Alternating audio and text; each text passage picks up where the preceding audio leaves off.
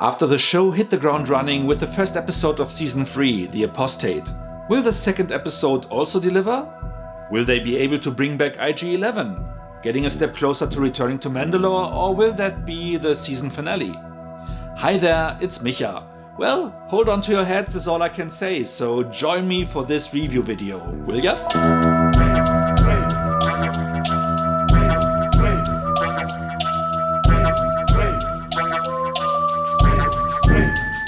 At the end of the last episode, Din was hellbent on returning to Mandalore, to find out once and for all if the planet is poisoned or not. For that he requires a droid with a build for spelunking, hence his need to reactivate IG-11, who is also the only droid he trusts, but for which he needs to find a working memory circuit to get him back up. Therefore Din and Grogu return to Tatooine, hoping that mechanic Pelimoto might have such a part, but neither her nor her Java acquaintances can help with it. However, Peli talks Mando into buying her R5-D4 unit instead, a rusty droid that is scared of everything on top of it all. Lacking other options, Din settles for that solution.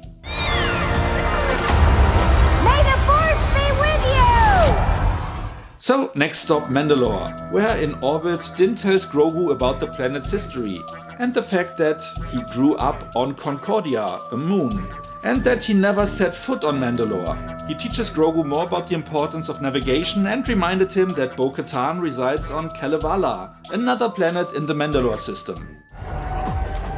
Being a Mandalorian is not just learning about how to fight. You also have to know how to navigate the galaxy. That way, you'll never be lost.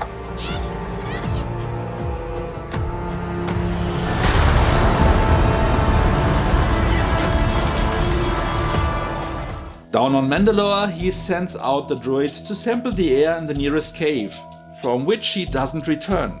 So Mando has to pressurize his helmet and search for it, while Grogu seals himself in the ship. In the cavern, Din had to fight off some Elamites, primitive humanoid cave dwellers, using the dark saber which he can't handle properly. Recovering R5-D4, they find out that the atmosphere is breathable, so Din and Grogu start their expedition down to the mines. Down there, Mando gets overpowered by a big spider-like machine, piloted by a cyborg creature. Trying to free Din Djarin using his mind, the trap turns out to be force-proof. So Din tells Grogu to go and get Bo-Katan. On the way out, the boy still manages to show off his power by defeating an Elamite blocking his exit.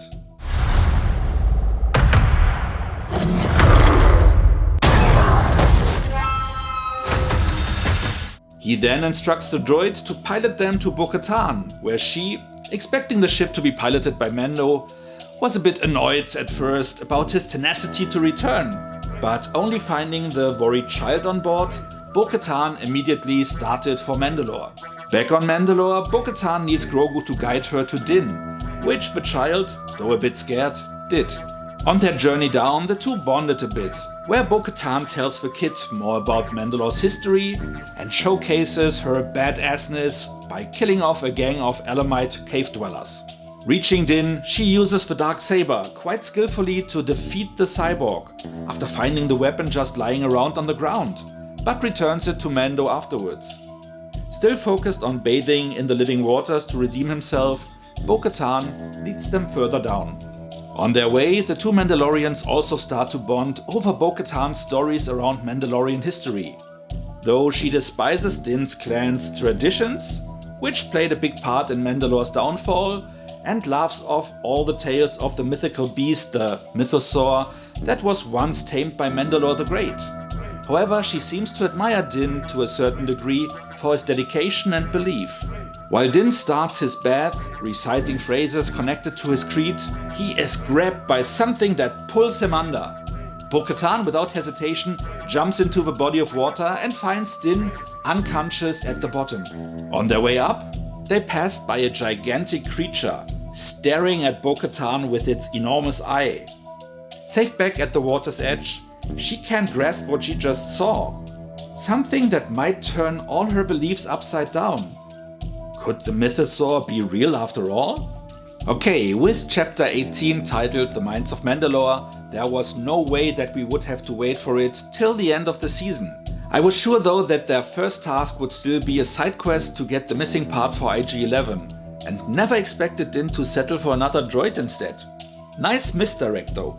I'm still pretty sure that they will bring back IG-11, likely just after coming across a working memory circuit by coincidence. I would expect it to happen in this season, though they might keep dangling that carrot in front of us for a while longer. You never know. Anyhow, I appreciate that they went to Mandalore straight away and didn't draw it out. After the season's opener was already a great one, this chapter even topped it, being packed with so many great moments, action and reveals, while doing continuous exposition work on the side. We have comedic elements, like Pelimoto working with the Javas, who steal parts from land speeders that Peli later repairs, using their own parts. And the cowardly droid, not going on the adventure willingly, was also hilarious. Mando and Bo-Katan tell Grogu and us all we likely need to know about Mandalore going forward. Likely some of the stuff viewers familiar with the animated shows already know, to catch the rest of us up, bit by bit. With Mando teaching the child about the importance of navigation, which immediately pays off in this episode. We learn about the mythosaur and Mandalorian lore, which will be extremely important going forward, as apparently the myths Bo-Katan laughed off all her life seem to be true, or at least are rooted in the truth. While Bo-Katan got food for thoughts, Din also had things to consider, like the unhealthy divide of Mandalorians into different beliefs and sects, with his own group, the Children of the Watch, being part of this issue, as Bo-Katan highlights. What does that all mean? Will Din start to distance himself from his cult, being more open to the ways of the modern Mandalorian? Or will Bo-Katan now start to believe in traditions and be more conservative, joining one of the religious sects? My best guess is that they both need to adjust, meeting in the middle, hopefully leading to Mando being open to show his face, while Bo-Katan reevaluates the old ways and traditions, something that likely was suggested by the way she looked at Din, admiring his devotion to the creed at least a bit. Quick call out, the issue of not showing their faces is something that was introduced into the Star Wars universe with the premiere of this show. It is yet unclear if this goes back to very ancient ways, long abandoned by the Mandalorian public, or if the Children of the Watch introduced this. According to Neil, a good friend of mine and Star Wars superfan, the Death Watch sect, which was the predecessor of the Children of the Watch, didn't have such a rule. And assuming the animated shows are still canon, Bo-Katan is also a bit of a hypocrite, because she scolds Din for being in a sect, while she was a member of the Death Watch, which was the original dividing force, before she came to her senses. We will see if that will be mentioned along the way. The episode also furthered the character development a lot, with Din teaching Grogu many a trait and Bo-Katan also chiming in by way of sharing useful details about Mandalore and its history, like pork soup being the traditional meal with which Mandalorians were raised, something that Din was not aware of. Another thing he learned, but should have already known about his heritage. Considering this current development, the duo now seems to become a trio, at least for the time being, as there is no way Bo-Katan, after seeing the mythosaur, now just ventures back home, which is underlined by the fact that most sources list Katie Sackhoff in a co-starring capacity for Season 3, which would be quite nice. Chapter 18 achieved all that effortlessly while even delivering a lot of action, creature effects, and also allowing Din to fulfill his journey of redemption, which, like I said before, I expected to happen more towards the end of a season, where I thought Mando might not even be following the creed that religiously anymore, connecting more with the modern Mandalorian society. Now the topic front and center appears to be the unification of the Mandalorian people, which could be easier as expected, with Din and Bo-Katan representing the different sides of their kin joining forces and thereby bridging the dividing gap. The question remains who will lead them and who will wield the Darksaber. Din is reluctant and inept in using the weapon, while Bo-Katan, being prolific in its use, can't just be handed it and is willing to follow Din if he officially wields the saber and claims leadership. I'm torn here in which I prefer. Bo-Katan seems to be the obvious choice, but according to the armorer, she already owned the Darksaber once and failed in reuniting their people. Maybe Din could achieve this, like I said in the last video, because he doesn't want to lead, which usually produces the best kind of leader. Thinking about what I said earlier, I would prefer them to do it together. Maybe she even becomes a love interest along the way and they stay a trio, ruling together, where it doesn't matter who ends up wielding the Darksaber. But back to the character development. On top of Din, Grogu and Bo-Katan becoming closer, the child also made great strides by using his power more effectively. Meaning not just for snacks. And showing off his courage, which brought us some of the best moments of this already great episode. It was also great to see the previously a little bit underused Bo-Katan shine in this chapter. While I wasn't that impressed with how her and her team's fighting skills were presented in Season 2, she was now allowed to showcase what she is able to do. She also could prove herself to help when she is needed, even if, or better despite of, being annoyed by Din's apparent return to the planet. Then she didn't think twice to follow Grogu to Mandalore, and also didn't hesitate a second when Din was pulled underwater. Even though it made Mando look a little bit weak, it was exactly right to show that even he needs help sometime and that Bo-Katan is more than an equal in that regards. So we can easily accept that depiction. With that being said, all that is left to do is going into the rating, but before we do so, let me ask you to like and share this video if you enjoyed it so far. And if you are not a subscriber yet, maybe consider to change that. By also hitting the notification bell, you will get a heads up for most of my new videos. Now for the rating.